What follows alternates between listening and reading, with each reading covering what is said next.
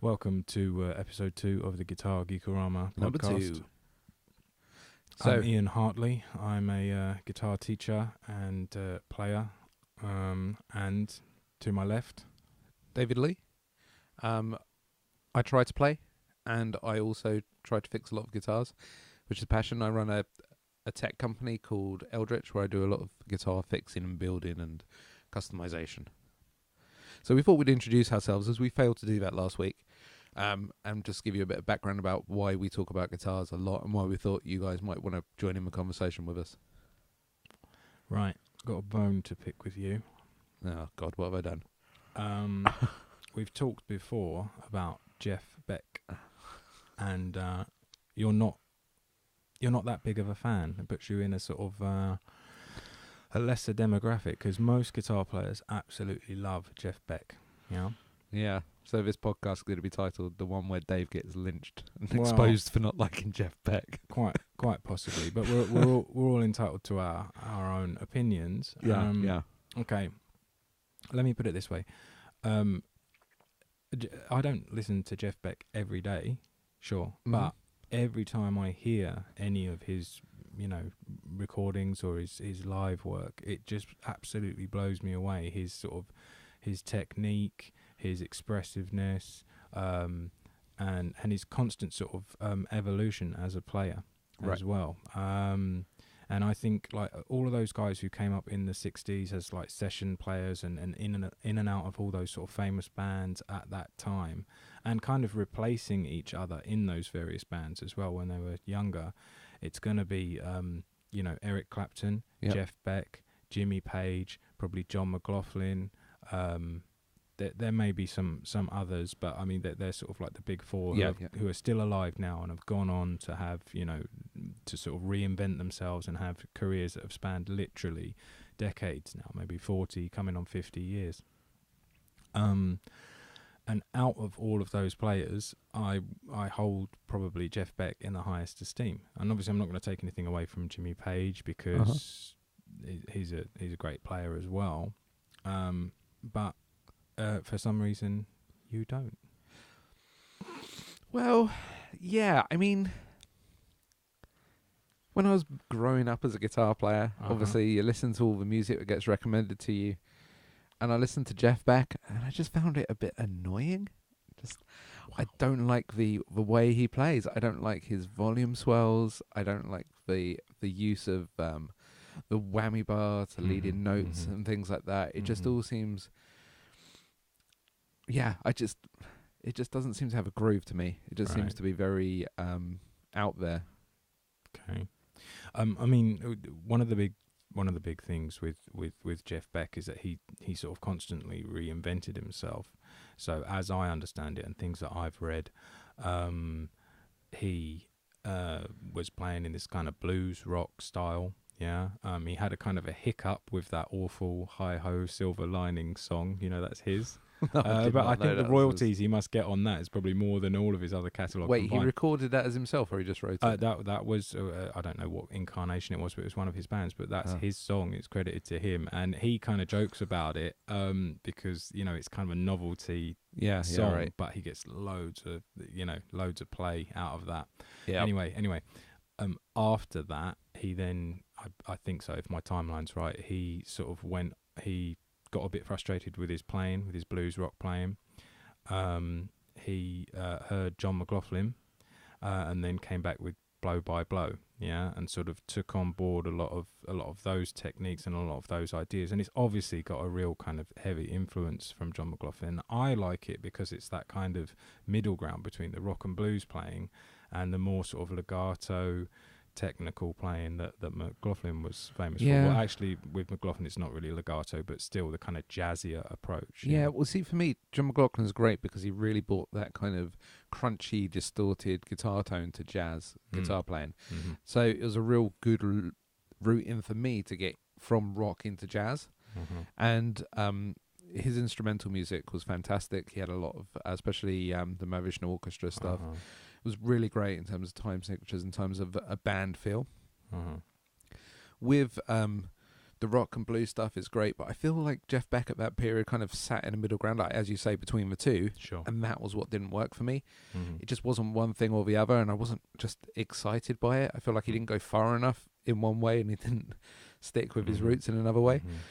So yeah, don't get me wrong, McLaughlin, fantastic. Isn't a big part of this? It's just what you're exposed to at basic points when you're learning the instrument Yeah. and when you're getting interested in playing the instrument, right? Yeah. I think definitely. Like for example, this is probably sacrilegious, but I'm not a huge Eric Clapton fan. I understand his influence. I understand how important he is, from the beginning. But I don't listen to Eric Clapton. If I do hear some, I'm like, oh yeah, obviously he can play, and he was quite a precocious talent from a very young age. But I guess it's that thing, isn't it? Whether it speaks to you or not, and more often than not, it doesn't really speak to me. Yeah. Yeah. And I get that. And I think the problem is as well, if you hear something and you're just like, ugh, I don't like this, you don't really invest any time in figuring out if there's other stuff that you might like by the same artist, unless you're kind of exposed to it. And Jeff Beck was never kind of radio play material. Right. Not really. Do you know what I mean? Not when we were growing up. Maybe not, yeah. So I wouldn't have really heard much. Now you might hear it on, the classic radio stations or whatever. Sure. But, that's also a thing as well nowadays. I don't listen to the radio because I'm old, Right. I listen to Spotify and I put my playlist together. And I might listen to the kind of a Discover playlist that are put together by Spotify, the curated ones. Right. So I'd say, I heard the kind of blow-by-blow type material and it turned me off and I didn't really listen to anything else. So it's a bit unfair of me to just blanket say, oh, Jeff Beck. Well, no, but I mean that does tie into it, is because when I think of Jeff Beck, I also sort of think about his 80s and his 90s material and onwards, basically. So one of my favourite sort of tracks from him is he did an arrangement of a Talvin Singh tune called Nadia. Okay. I think it was Talvin Singh. And it's got that kind of southern Indian classical technique. So lots of microtonal approaches to scales and raps. Well, I dig that as a concept. And again, but I mean, it just highlights his incredible kind of like whammy technique, and he does things with the whammy bar that most people, I haven't really heard anybody do it, to be honest, Okay, well, right, let's do this then. I'll go away and listen to some more Jeff Beck. I want you to recommend me like 3 tracks you think might convert me. Well, check out that Nadia. Yeah. That's definitely worth it. I mean, really, just go back and listen to Blow by Blow with completely... I mean, actually, this is probably a wider thing. Is when was the last time you listened to an album from the beginning to the end?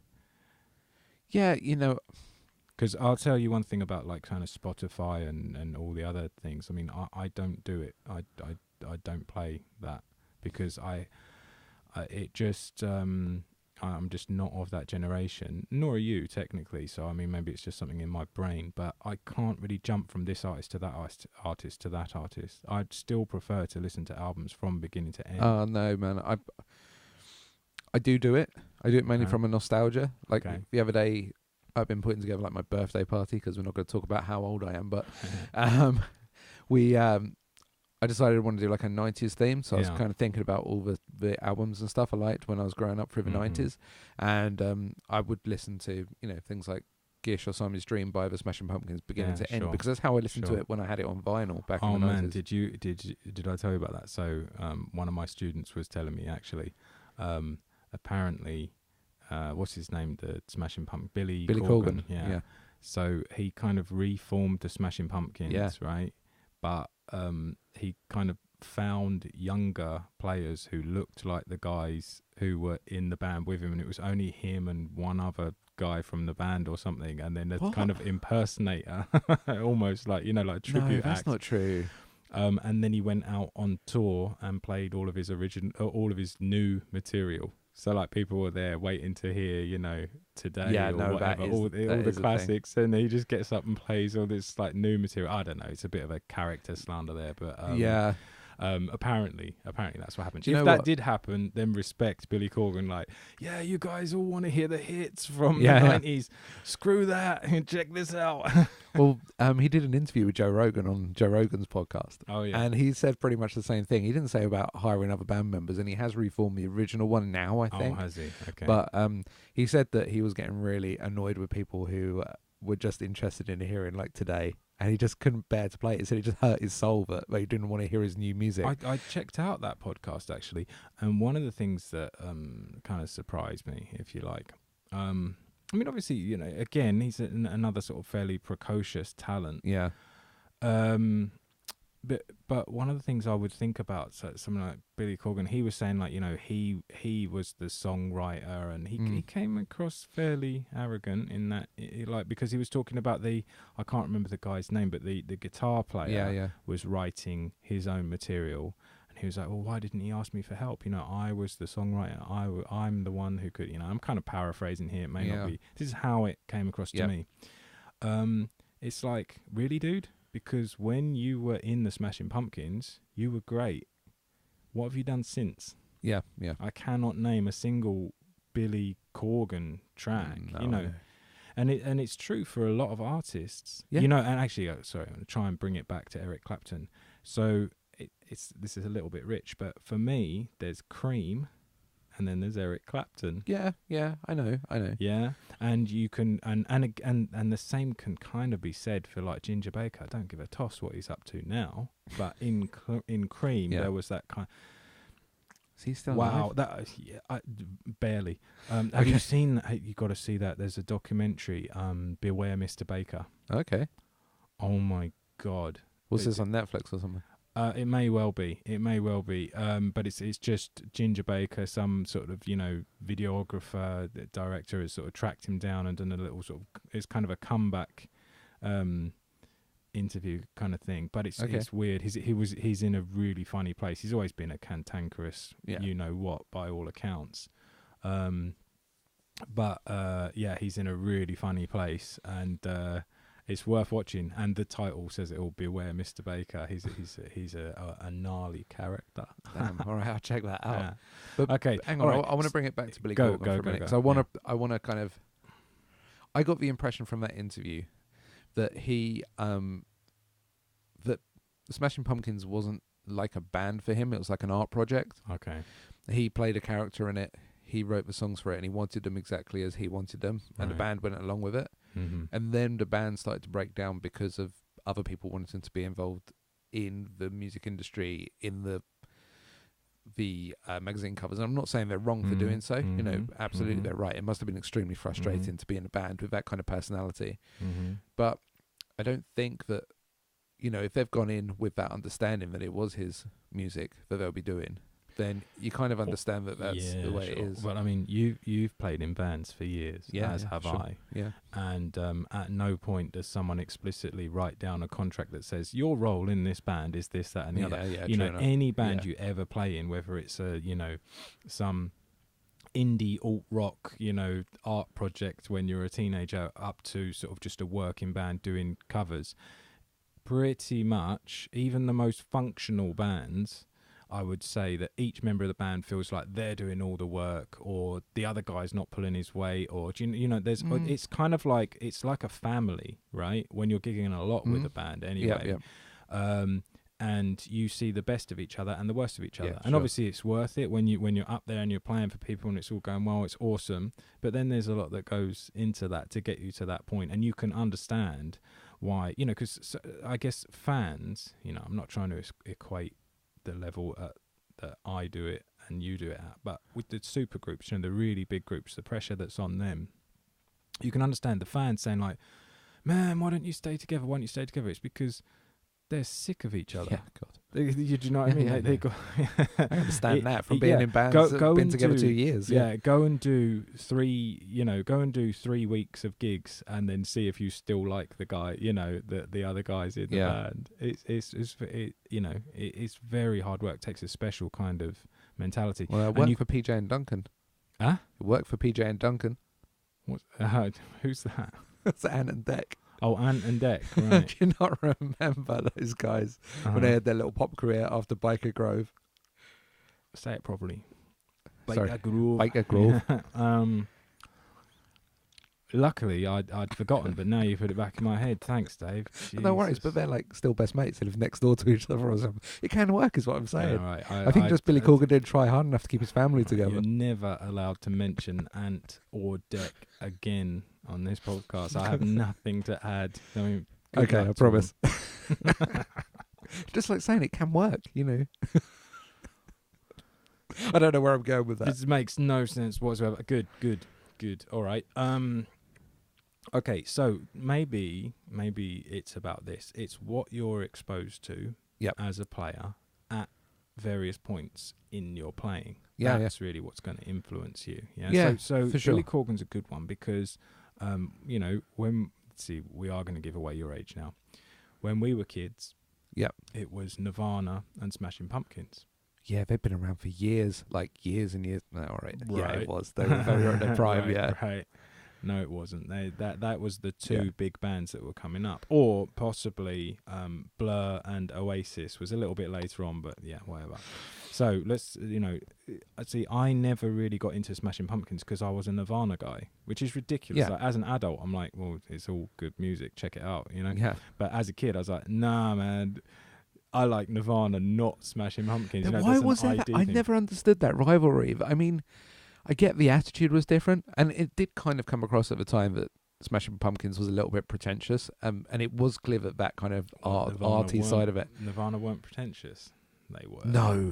No, they were pure, raw, just from the soul music. Well, that's the way that people believe it. What? There's no pretension in that. All right. Well, Come you know on. what? There was no Anyhow, artistic pretentious in it. Yeah.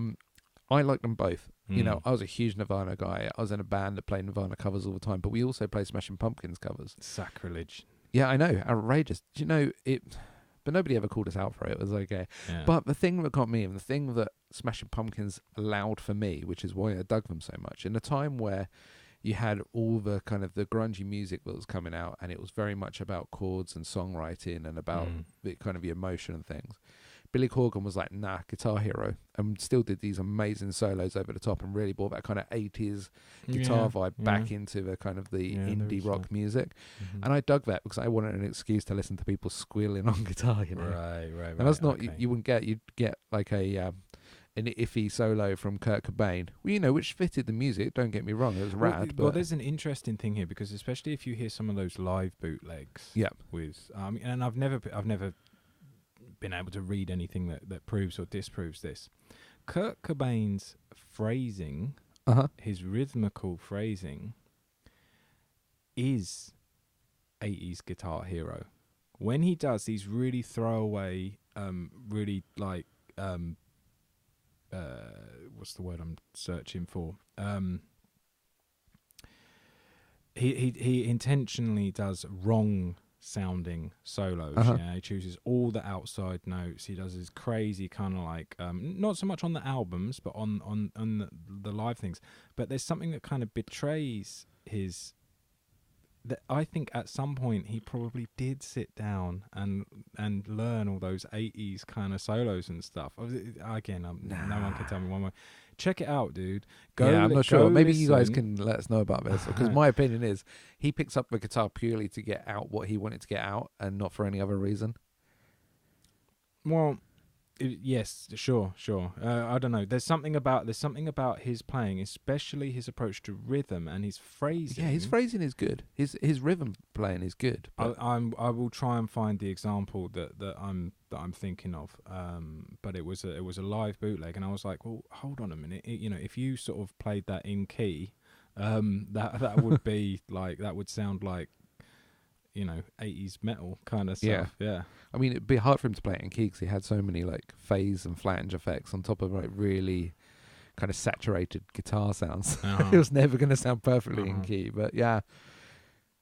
Well, anyhow. But let's get back to your point, because I think it's interesting about I have a point? the music you listen to at various points of your career. I think you almost get kind of imprinted at that stage, a bit like a little baby duck when it imprints on its mother or something. Right. You hear something that affects you in a way that later on, when you've been through the mill a few times, music doesn't kind of catch you in that same way anymore. It doesn't have that kind of visceral feeling with you. Okay, well, I mean, this is your. I think you're. Okay, there's a book called "This Is Your Brain on Music." Yeah? Okay. I can't. I think it's Levitkin. Is the Professor Levitkin? Oh God, man! Again, I should probably know this stuff before I start talking about it. But basically, he is a. He talks about the plasticity of the neural pathways in your brain. Right. Right? Okay. So I get this all the time where a student will say, you need to check out this. It's amazing. And they're in their teens, right? Yeah. And it'll be something like, I don't know, some sort of technical metal or something like that. Okay. And I'll be yeah, okay, cool. I see this, right? But for me, at my age, I hear it through the basically my brain's way of reacting to music is already kind of, there's a roadmap for it. Yeah. This is what the book goes on to explain. Yeah. Right? At a young age, when you're hearing stuff for the first time, you're actually building up reference points. Yeah, I'm doing a horrible job of explaining this, but you're building up filters. Right. So if I hear like some rap rock music or something like that, probably the first thing I'm going to hear is like the kind of Bring the Noise, Anthrax and Public Enemy. That's the first thing I would have heard. Or Rage Against the Machine. Sure. Yeah, right? And then to me, when someone plays me something... Oh, here's one. I'd say Royal Blood. Okay. Right? Pretty cool band. I don't know if you checked them out. Yeah? A bit, yeah. But that's it, you see. You don't immediately go... If you were like, say, 14, 15 years old and you were hearing them, you'd be like, oh my God, because it's going to sound fresh and new and really interesting. Yeah. But because we grew up with like that kind of music, you've immediately got lots of reference points, which, I don't know, it's almost like it softens the impact of that music. Yeah. So we can't help but listen to something without hanging it on to something else or our other points of reference that we've heard in music. Yeah, that makes sense.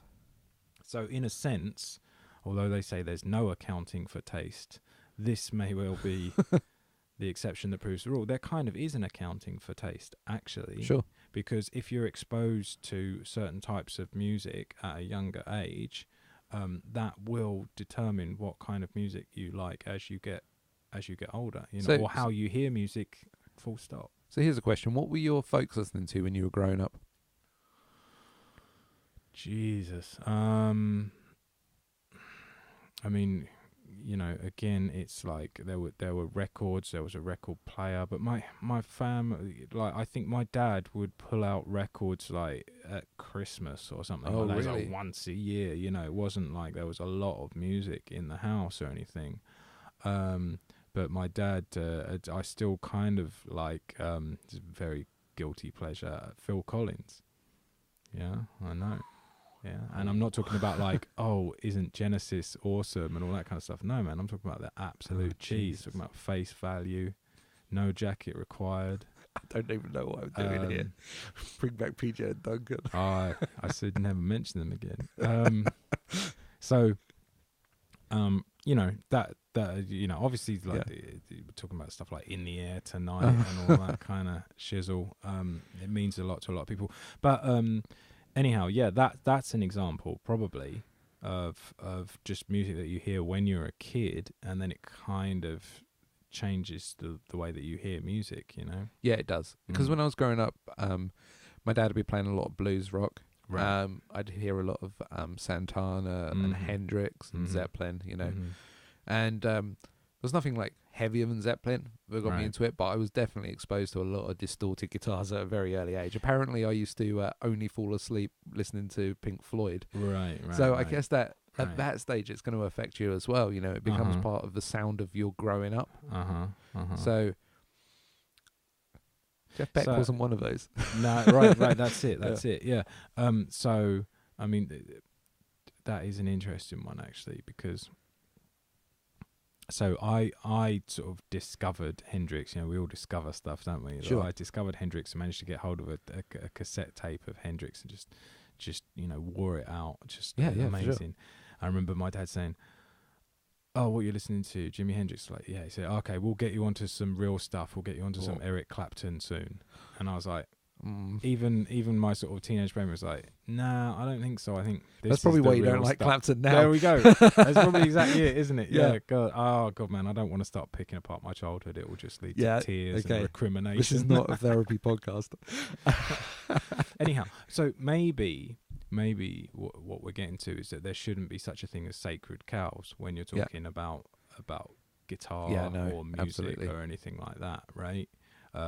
So obviously, because I'm sure we could probably find music or players that you really like that I can just don't really care. Yeah. It happens all the time. Yeah.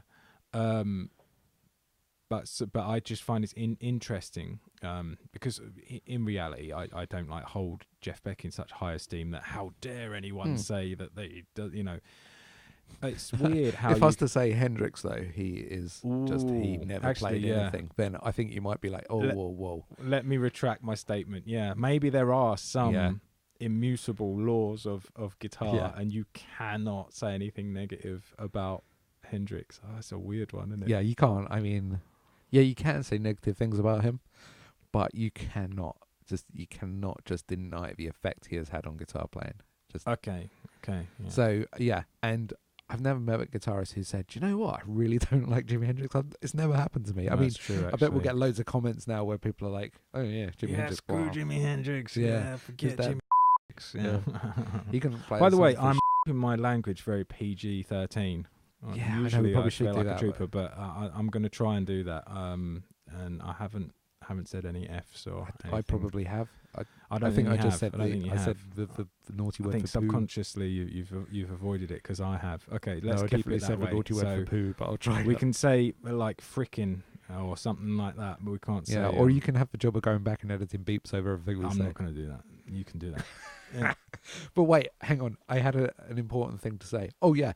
I also think that when listening to music, I don't know if this is just me being a really stubborn bastard, but if someone goes, "Hey man, this is really cool, you should really check it out, I really love this band, hey man, I think you'd really like this, have you listened to it yet, have you done that?"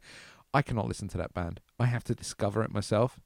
I have to fall upon something and go, "Hey, this is pretty cool," and then go on a journey for myself. I find it very difficult for people to give me recommendations and for me to like instantly be like, "Yeah, that's awesome." It's very weird. I try to keep an open mind when I listen to music and when people tell me to check out bits of music, and obviously I get it all the time from students, and I have to check out new bits of music. Actually, it's kind of good for me, because the students will say like, "I want to learn this by this band." I've never heard of them, so I have to go listen to it or bring it up on YouTube or something, figure it out and help them transcribe it or something. And on occasion, I think I was playing you something like the 21 Pilots. I was showing you a couple of weeks ago. It's not like groundbreaking, I don't think, but I can kind of see the appeal. And also, that band is quite good at writing earworms, so it kind of grows on you. And I had one drum student who was like, "I want to do." They just wanted to do the whole catalogue of this band. So I'm like, "Okay, cool." And it's your time, and it keeps them interested in playing, so that's good. So then I ended up listening to this music, and it's just going through my brain. And then I was like, "Oh man, I'm gonna have to buy the album," which I did. Oh, good. And so every now and again there will be something. But I will say this: even since I was a kid, most of the music that I've ended up like really liking, I start off absolutely hating. Interesting. I know that sounds kind of mad. Yeah, it does. But okay, no, maybe not. I think, examples would be things like Don Caballero, right? That was so weird. I was just thinking that was an example of a band that you've recommended to me and I could never get into them. Right, okay, right. So that band, who sort of like a math rock band, they're sort of finished now. They've gone through various incarnations. Yeah, when was this? Like early 2000s, somewhere around. Well, I mean, the drummer is kind of it's the drummer's band, right? Really, and I think it's even sort of like early 90s actually. I think 90s and then noughties and then sort of they're an instrumental math rock or progressive rock band, whatever.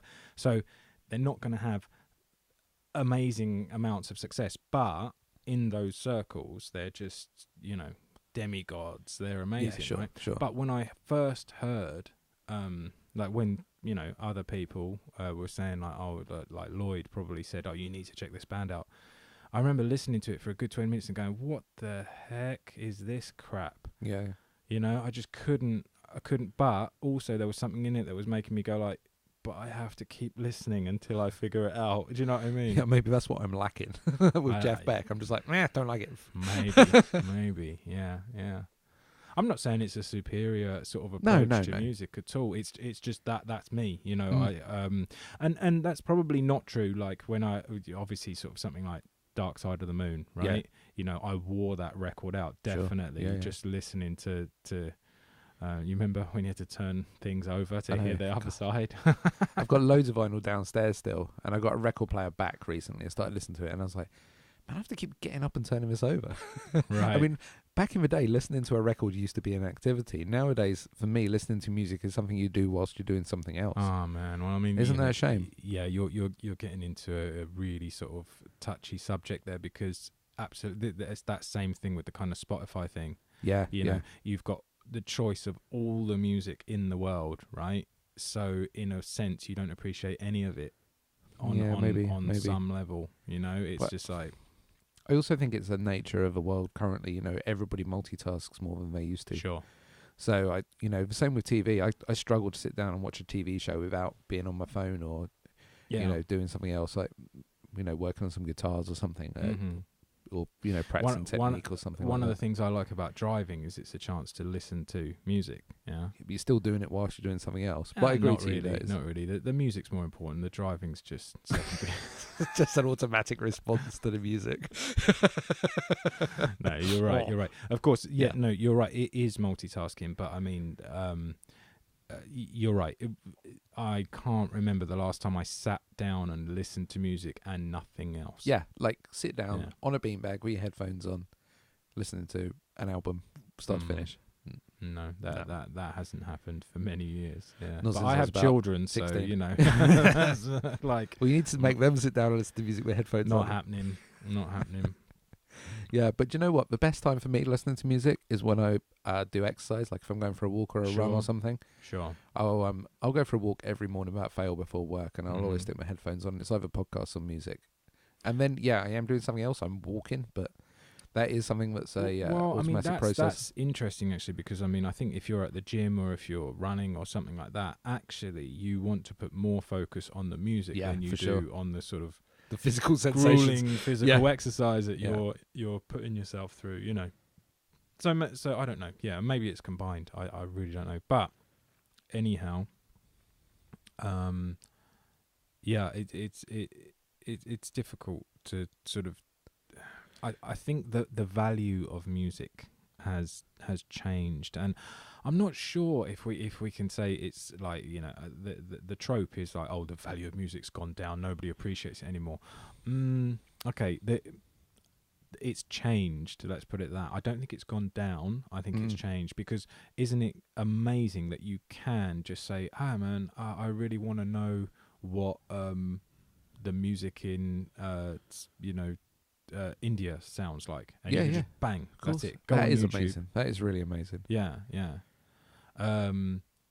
And it's when we were coming up, all of the kind of like, if you wanted to learn a lick or a riff or something, you had to get it from a guitar magazine or something like that, right? There wasn't any internet, there wasn't any YouTube. It was later on, but we're what is it? I don't know how to say it, Xennials or Zillennials. I think it's Xennials, isn't it? Have you heard this? No.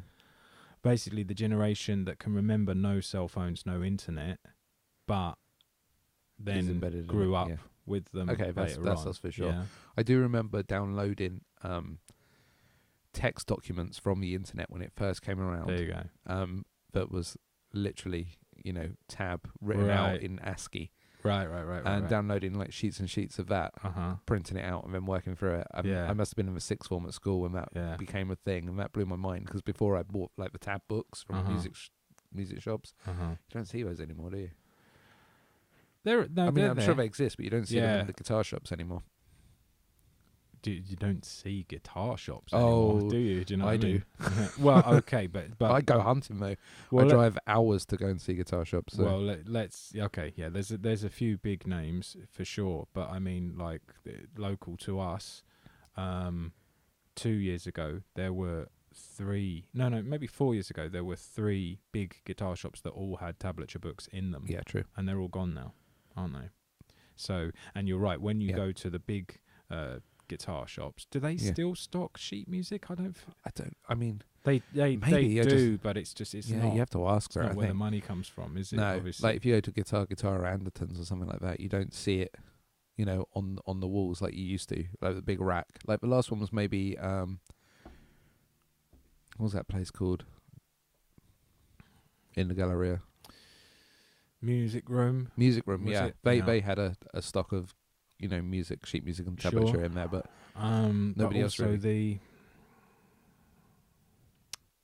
Oh man, what am I thinking? There was one over town centre as well. Yeah. There was one in the old town in Hatfield. Anyhow, the whole point with this is, I think it's exennials because we're millennials, but also Generation X. Yeah. So it's like, I can remember very clearly saying to you, like, "Oh, okay, see you at 2:00 outside the shopping centre." It's like, and then you'd make that plan on a Thursday, and then Saturday you'd have to be there at 2:00 exactly. Do you know what I mean? Yeah. Whereas these days everything's texted. Do you remember trying to organise a gig without having like people's mobiles, like because they didn't exist? Do you remember that horror of like, okay, right, what time we got to be at sound check? I don't know. Let's try and phone so and so's home phone number. Oh, he's not in. Right. Oh, I don't know what time I've got to be there for sound check. You run around. Where's Bob? Oh, he's at work. Oh, we can't get hold of him. Oh, how are we organising lifts? Right, nowadays you just like send a group chat round and it's sorted out in like 10 seconds. Yeah, it's fine. Changed. It's changed. Thank God. Yeah. I remember that definitely being something I thought of as soon as I got a mobile phone. Which is kind of ironic given that there's just not that many gigs out there anymore. Like now you can organise them really easy, but but you don't get any money for playing them. And I disagree. I think live music is the only place where music's still valued. Yeah. Yeah, I think that I don't play as many gigs these days, but certainly for big artists as well, they're not making any money from record sales. Well, that's true, but I mean, there's still bands that go on tour and whatnot. But I'm talking about when we were kids, it was very easy to go and play at a local pub or a local whatever. Yeah. That doesn't exist anymore. Does it not? Or are we just too lazy to go find it now? Honestly, very few. It's seriously, like every Friday, Saturday, and Sunday, there would be bands playing in pubs all everywhere. Yeah. Everywhere. That doesn't exist anymore. There are some, but there are some. Not on the scale that it was when we were kids. Yeah, it doesn't. It just doesn't. Yeah. Because there's a lot more. There's licensing issues. There's the fact that all the pubs have sound systems and Spotify and all that nonsense, just constantly streaming. People don't dig guitar music as much as they used to as a general populace. Yeah, to be fair, a lot of the bands were very, very ropey. I was in quite a few of them. Yeah, me too. I was in quite a few of them with you. But anyway, I feel like this is like the old Git podcast now. Right. Is there anything else you want to talk about today? Have you got any new toys? Have you done anything new? Equipment wise, no, I haven't got anything. Fool. I know this is like the minimalist versus the collect everything podcast. Right. What have I been playing this week? I was kind of interesting. Like I lent a student my acoustic guitar, and I just forgot. Yeah, it's really obvious, but you just forget sometimes. You get used to how an acoustic guitar sounds sitting in your lap, but because they were on the other side of the room and playing it, I was like, oh, that guitar sounds really nice actually, because I don't get to hear my guitars being played at me. Do you see what I mean? Especially acoustic, electric is easy, but acoustic guitars certainly to hear just the sound of the instrument. So I've sort of gotten a bit more into that guitar again and been picking it up and playing it. Cool. Yeah, because it doesn't sound any different, but I'm just like, oh, it's worth playing because it sounds good for whoever's listening to Sure. it, you know. So that was just one little. I'm not going to say it's an eye opener. It's just a reminder of things that you might have forgotten. Yeah. So yeah, but you don't even play acoustic guitar, do you? Not often, no. Yeah. I mean, I did pick my acoustic up recently. I was at a party. I was asked to take an acoustic along for a bit of a jam, but Mhm. no, I don't really. Yeah, you know, nothing against it, but I like loud and distorted. Mm-hmm. Just a preference. Okay, well, I haven't got any new toys. Have you No. got any new Yeah, toys? there's one sitting right there next to you, the Seymour Duncan Power Stage Ah. 170. So this is what I talked about last week. This is a purely just a literally the power amp that's small enough to sit on your pedal board. Give me the specs. Okay, so Seymour Duncan, 170 watts, mono. What's really nice about it, and that's better than the Stealth and the Baby Bomb, which we talked about last week, is that it has a kettle lead input for the power. This, I don't know if you can see that on the video. This makes a hell of a difference because the power blocks for the other two amps were about 3/4 of the size of this in themselves. And it's light enough that you can carry it in one hand, not a problem. So this is a Gig Class baggable. D, I'm guessing. What is it? I think it is. Uh-huh. I think it is. I'll double check. On that. It's great. It's really super loud. Yeah. Okay. Now, last week we shot the video we said we would, comparing the Baby Bomb and the Blug. Yeah. And you know, we can still put it out, but we didn't really learn anything. It didn't really, the bedroom situation didn't really give us anything. We weren't sure whether the amps were distorting or the speaker was at loud volumes. Certainly we found out that the Blug was considerably louder and it had a lot more headroom. Sure. But it also coloured the sound. It did colour the sound, and it had a preamp as well, which is my big thing. We weren't just using the power stage; we were using the preamp there. So what is this? This is just clean? a power stage. This is just clean, yeah. And headroom, yeah, massive. And I filmed this as well because the Stealth one had 180 watts, right? Yeah, that's right. And this has got 170, but but that was mono bridged. This is just purely mono. This is one channel. I see. So the Stealth was stereo at 80 watts. Gotcha. So we could run it that way as well, but it didn't really make a difference for sound in the room. Now, what I want to do is get this in front of a drummer. Right, okay. With the Blug and the Baby Bomb as well. I want to try a couple of different cabs. Right. And just film that video. I think that would be a reasonable test. Sure. What do you think? Sure. Yeah, we can do that. We should get the drums set up and do it. But so generally speaking, then we've talked about this a little bit. This is probably where it's headed. The sort of old paradigm of, you know, rolling around a 4x12 and a Marshall head, that's kind of melted away. Yeah. It used to be that people would turn their noses up at a little combo amp or something like that, but the power of them's come on so much. Yeah. So we're sort of moving into these like combo amp territories. But as those combo amps have gotten more sophisticated, then you're basically getting into real digital territory. Sure. Right? And you know, a lot of the players these days will be running something like an Axe FX or what's that one you just got? Or a Kemper or the Helix or the Helix, right? Or that kind of thing into some kind of power amp, and then, you know, just pushing a 1x12 or a 2x12 or something like that, right? Yeah, or going FRFR, so flat response frequency, flat. Just that's what that edit stands that for. in afterwards. FRFR. I don't know what that is. Okay, but basically you're talking about a big open channel. Flat. Stop mumbling. Sequence flat. Yeah, but a big open channel, full range, clean. Yeah, full range frequency response. There we go. Right. We got beep. Now, I mean beep. Yeah. So, but running it into a full range cab that's already powered. Right. So it's intended to be completely transparent, so all the sound of the amps, of the cabinets, of the microphones even, is all built into the modelling. All right, well, I'm going to throw a spanner in the works there. Yeah. I mean, okay, even if the power amp is transparent, the speakers are not. Mine are aren't, they? but the FRFR ones are apparently, because they cover all the ranges and they have no colour to them. That's the intent. I don't know. I'm not Yeah. sold. I'm not sold on that, because I mean, I would say, like, if you play through. Well, I don't know. I think even the room will colour the sound. Yeah, of course. But I mean, very much so. Like, people will swear by the type of speaker they use. Yeah, of course. As much as they will. But that's by modelled. The amp.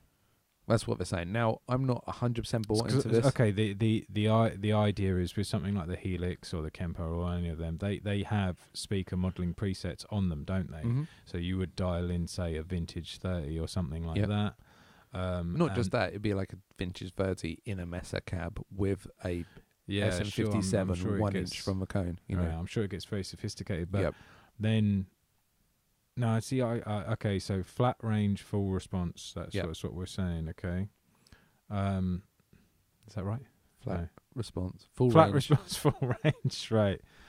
So yeah, a big speaker that doesn't colour the sound. Yeah.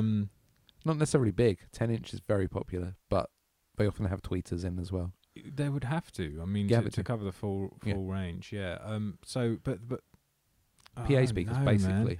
Because it seems to me like I still can't get past it. Maybe I'm being a bit dim, but it seems that if you were running this, if you had this emulation set up to run so there wouldn't be a difference if you ran it through a 10-inch flat response or a 12-inch flat response or a 15-inch flat response. Yeah, apparently not. Or headphones, for that matter. Or into the desk. Well, someone will have to sell me on that. Maybe I'm just being a bit dim, but I can't see it myself. Like I'm always a bit skeptical when people talk about like having a very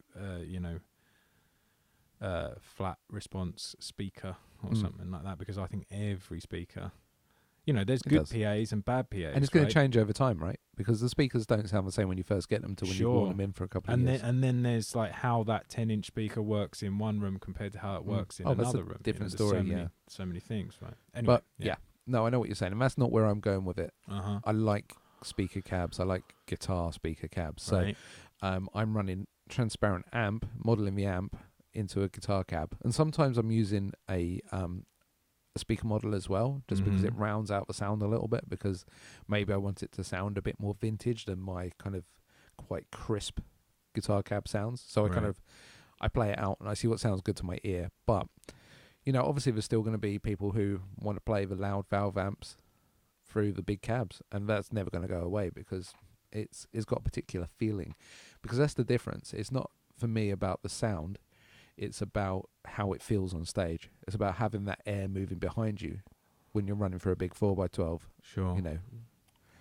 So anyway, let's get in the studio with a drum kit and crank this up. I'll take my 4x10, my 4x12, my 2x12, and a couple of 1x12s, and we'll make loads of noise. It seems to me that what everyone is looking for, or the majority of players, they want a Fender clean and a Marshall crunch and a Mesa Boogie lead, right? I mean, that all in one unit. Yeah, and maybe like a Diesel or a Soldano or something like that, like metal chugging rhythm, something like that. But I don't know. Maybe I'm a little bit biased here, but that would be it. That's what most of the players have. It's Fender for cleans, it's Marshall for crunch, and then if you're gonna be quite clever, then you'd want something else for a lead sound or something. And so the whole idea with these all of these sort of micro amps, I mean, really compared to what they were before, they are tiny, aren't they? Yeah. It's just to have this kind of transparency so that you can do that. It's got to be loud enough to gig as well. That's my main criteria, and it's got to be clean. If you're going to model through it, it can't distort at high volumes. That's why the Magnum 44 by EHX, which came out years ago, and the 22 Cal before that, they're great, but they distort like an amp would. And they're selling it on that, and that's fine, but, I don't need that. I've still never played an emulator that makes me feel like I'm playing an amp. No, but you've heard an emulator which you can't tell the difference. Yep. So the question is the sound about you or about the audience? It's about me. Yeah, I know. I know. Well, no, because if I get the feel of an amp Yeah. and I feel that sag and I feel that and I'm happy with my sound, I play Uh-huh. better. Yeah, no, I agree. I don't want a facsimile of a sound.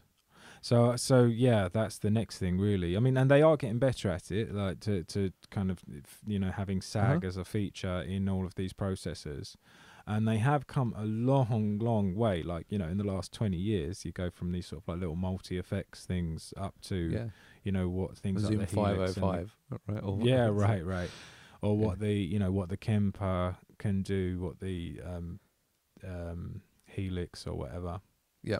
But yeah, on stage, when I dig into a note, I still feel like I need an amp pushing a speaker, and that's a big part of. But have you played the sound? Have you played a modelling amp live? Have you played through a Helix live at volume?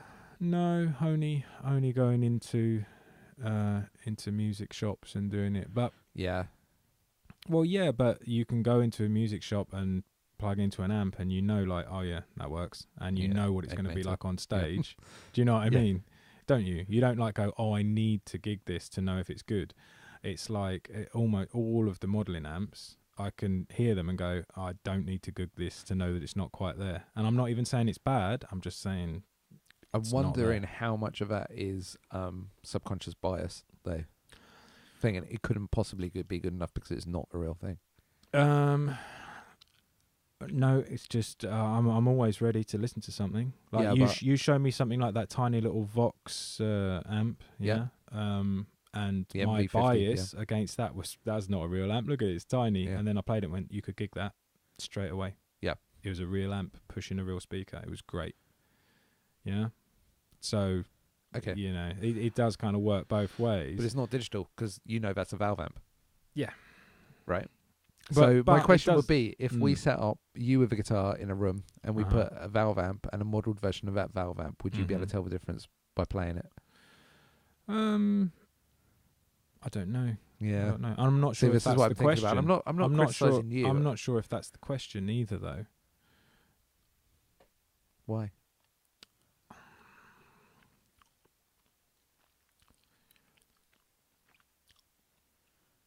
Why wouldn't you want, a Helix which can sound like your 5 favourite amps and not have to lug those to gigs? Not have to pay for them, I don't know. Generally speaking, these modelling amps, they still, to me, they sound clunky. And it sounds like changing channels on a TV. As in, like, you've almost got like, here's my super clean, like, crystal sound, and then chunk, now you've got my crunch sound, and it's very difficult to make them join up. To my ears, it can only go by my ears. Yeah. Well, if you are playing different amps in part of the same song, it will sound like that. But if you are playing like with one amp and then you overdrive it like you would an amp, it will respond the same way. Now, don't get me wrong, I'm not 100% advocate for modelling, but what I am 100% advocate is not having to drag a valve amp to a gig. Sure. Because they're freaking heavy. Well, okay. Well, maybe that's the big difference. I mean, I'm assuming things like the Helix, there's not any actual valves in there, micro or otherwise. It's digital, right? Yeah. Purely. Okay. Whereas something like the Blue still has a nano tube in there, and that little Vox has some kind of, so they say, some kind of slate valve microchip or something. No, it's a real valve. It comes from. But isn't it all like 90s smashed TVs. up and reconstituted onto a chip? That's the whole point of it, isn't it? Yeah, but it still responds in the same way. It's still got. That's an incredible. Thanks, Vox, for all your hard work. I've just completely undermined. It's not Vox. Smash it into a chip. It's actually owned by Roland. Right. They kind of patented that technology. Everybody borrows it from Roland now. Okay. But yeah, no, it's an actual vacuum tube. It responds in exactly the same way. It has the same components as a vacuum tube. It just runs at a lower voltage. It's a response. It's the characteristics. Yeah. Yeah. Because, you bought the Blue before me. I did. And I heard it and just went, oh, no. Because I just had to buy it.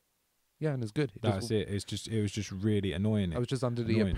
appearance it wasn't loud enough for my needs. Right. But when you bought the Kemper, I didn't go, oh no, I've got to buy one of them.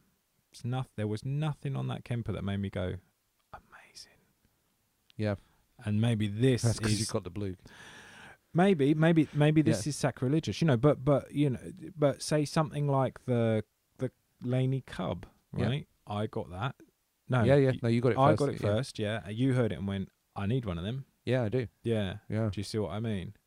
It is occasion. It is one of those things where you hear something, you go, "Oh man, I need that." But I've got that now, and I've got that for a Boss Katana, right? Which is a modeling amp.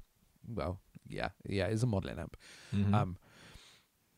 And I hear that, and I'm like, "Oh man, that sounds really good, and it's really practical, and it's really light." Right. And now I'm in a quandary, and actually, this brings me on to something I was going to talk about now.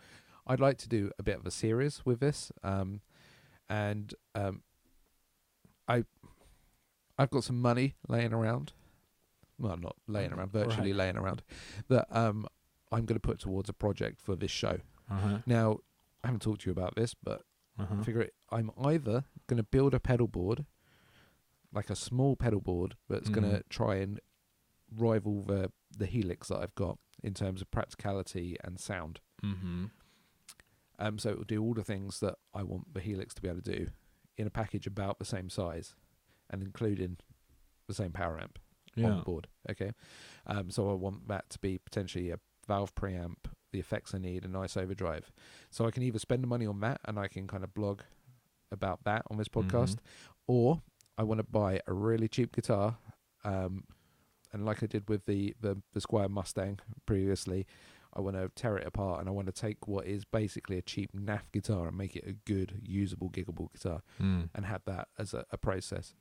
Or potentially look at the best kind of modern valve emulating amps, like the Fender GT40 and the Katana and the the ID series from Marshall. Sure.